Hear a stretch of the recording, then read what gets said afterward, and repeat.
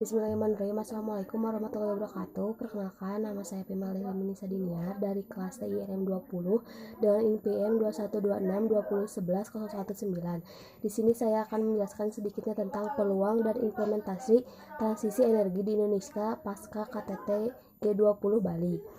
G20 adalah forum internasional yang terdiri dari 19 negara dengan ekonomi terbesar di dunia dan Uni Eropa. G20 didedikasikan untuk kerjasama ekonomi dan keluarga global. Forum ini dibentuk di tahun 1999 sebagai respon terhadap krisis keuangan di Asia. Sebagai respon terhadap krisis keuangan global di tahun 2008, forum ini ditingkatkan levelnya dari tingkat Menteri Keuangan dan Gubernur Bank Sentral menjadi tingkat Kepala Negara atau Kepala Pemerintahan. Forum G20 memiliki signifikasi tinggi dalam merespons krisis dalam skala global, baik krisis keuangan maupun moneter hingga krisis lainnya, seperti krisis kesehatan, pangan, dan energi agar tidak menimbulkan dampak lebih buruk bagi perekonomian global. KTT G20 merupakan sejarah baru bagi Indonesia, sebab untuk pertama kalinya dapat menjadi presidensi G20, ditambah bertemunya dengan negara-negara yang memiliki taraf ekonomi dan bahkan menjadi penggerak hingga dominasi pasar global. KTT G20 yang akan diselenggarakan di Bali ini merujuk pada persoalan akan kepentingan ekonomi dalam situasi COVID-19 yang tak kunjung usai.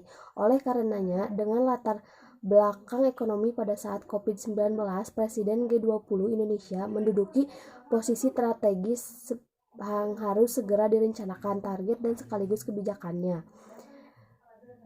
Manfaat, peluang, dan implementasi transisi energi di Indonesia pasca KTT G20 Bali memberikan manfaat strategis dan konkret bagi perwujudan kepentingan Indonesia untuk mempercepat transisi energi nasional.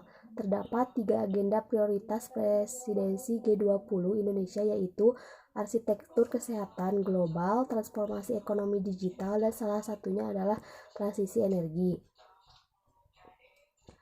Tujuan, peluang, dan implementasi transisi energi di Indonesia pasca KTT G20 Bali. Yang pertama adalah mendimensikan informasi kepada masyarakat terkait prioritas, proses, dan hasil-hasil presidensi G20 Indonesia, khususnya terkait dengan agenda prioritas transisi energi.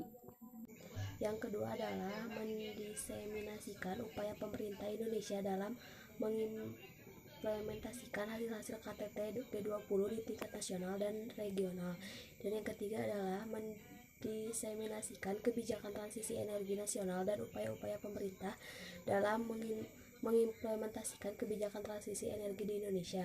Yang keempat adalah menggali masukan dan saran untuk memperkuat efektivitas implementasi hasil G20 mengenai transisi energi dari dunia akademik.